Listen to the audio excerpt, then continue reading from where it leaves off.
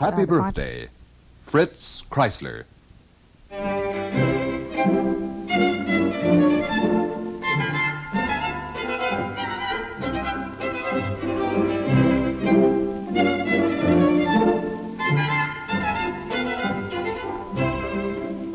Today is Fritz Chrysler's 80th birthday. To salute him on this great occasion, the most distinguished of his colleagues send these transcribed greetings.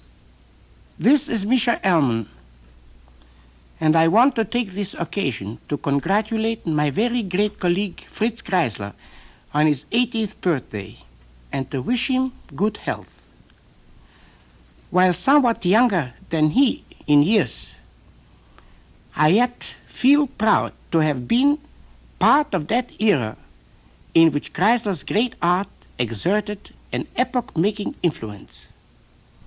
I have always had a great admiration for his inimitable style and great artistry, which will long linger in the memory of those who were fortunate enough to hear him. This is Yehudi Menuhin. To Fritz, the most beloved of colleagues, on his 80th birthday, yet another heartful of reverence and affection. May your benign presence among your younger colleagues long bring us the inspiration we cherish. This is Nathan Milstein. I am very happy for this opportunity to say how much your great artistry and your warm personality has meant to me throughout my career. I wish you happiness and long life.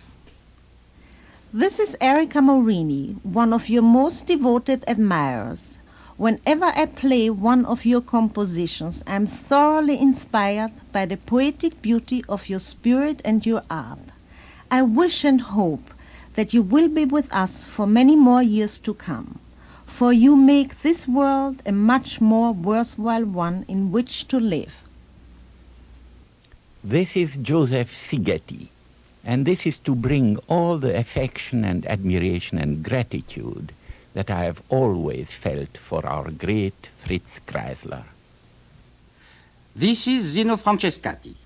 You know, mon cher maître, that you always have been my inspiration and model in our difficult career. Let me tell you on this anniversary my everlasting affection, love, and respect for you and your dear companion, Harriet Chrysler. This is Joseph Fuchs.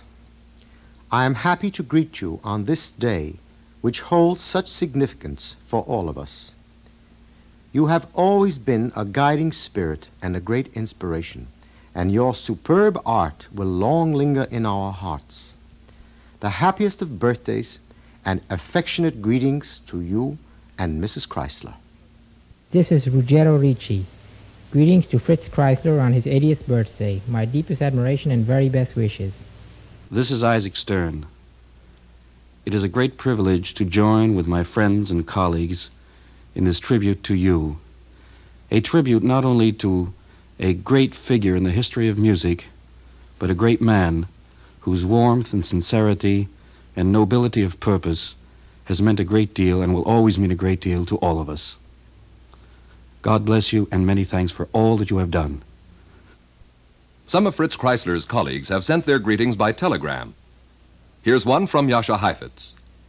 Dear Fritz Chrysler, may you who have given happiness for so long and still give it to so many people have a very happy day and many more to come. With friendly greetings and affectionate regards. And here's a greeting from Ephraim Zimbalist. Warmest birthday felicitations to my favorite violinist, a superb musician, and my dear friend. The only non-violinist invited to congratulate Mr. Chrysler on tonight's program is his associate and accompanist for 38 years, Carl Lamson. This is Carl Lamson. It has been my good fortune to be with Fritz Chrysler as his accompanist for many years, and I want to pay my tribute to him not only as a musician and man, but as a good friend always in all circumstances. And Mrs. Lamson joins me in extending my congratulations and best wishes for a happy birthday. And now for the birthday celebration. Mr. Chrysler was in the WQXR studios a short time ago. and was interviewed by Abram Chasins, music director of this station. Here is Mr. Chasins. Most often, Fritz Chrysler, we congratulate those whose birthday is being celebrated.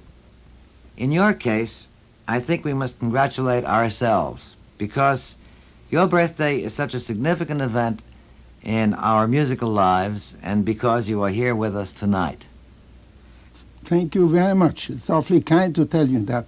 But may I tell you that I am under the impression that you have enhanced my very humble position a little too much in all what you said. I think that's impossible, Mr. Kreisler. Well, I think so. Just the same. I wanted to ask you many things about yourself, and this seems like a fine chance. The fact, for instance, that many of the works which we know today were written by you were at one time, quite a few years ago, thought of as belonging to other people because you put other names on them. Would you tell us a little about that history? Very easily to be explained. When I was a young man, I tried to make a position for myself as a violinist and not as a composer. Because at that time, the repertoire of violinists was very scanty, very thin. So consequently, I had to furnish, I had to increase the repertoire. And I couldn't do it otherwise than by doing it myself. I see. And the difficulty arose to put my own name on the program because being young and unknown and trying to make a position for myself as a violinist, that would have looked too bad, and nobody would have engaged me to hear my own works. Is it also not possible that, as a young man, you would have been subject to criticism or praise on two rather than one levels, and one might have interfered with the other? Quite natural too, because one is always criticized, all the time. Mr. Kreisler, would you tell us, when did you decide to tell the world what these actual compositions were? Well, it came about when I was in Europe, in Vienna, at that time, at the occasion of my 60th birthday. And then a recital was being arranged here for that same purpose I believe it was in Brooklyn. And I don't remember who was to play. Was it Heifetz or Menuhin? But one of the great violinists was going to play a program of my own works. And it was Olin Downs who had to write a program. And by making inquiries at my publisher here, at Mr. Fisher, he found that they were very reticent in telling him anything. So I suppose he surmised that there was some interesting story behind it. And therefore he telegraphed me, cabled me, and asked me all about it. And I told him the truth, the story that I had written these myself.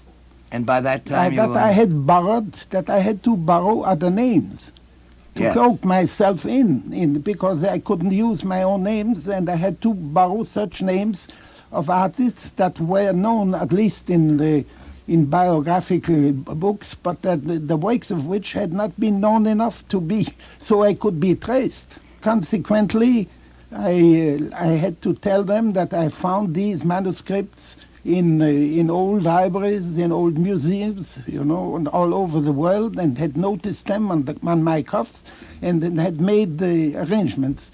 So you see, during my whole artistic life, well, the whole thing was nothing but you might call it a concatenation of lies, of white lies. Yes, I think the world thinks of them as white lies and as great contributions at the same time.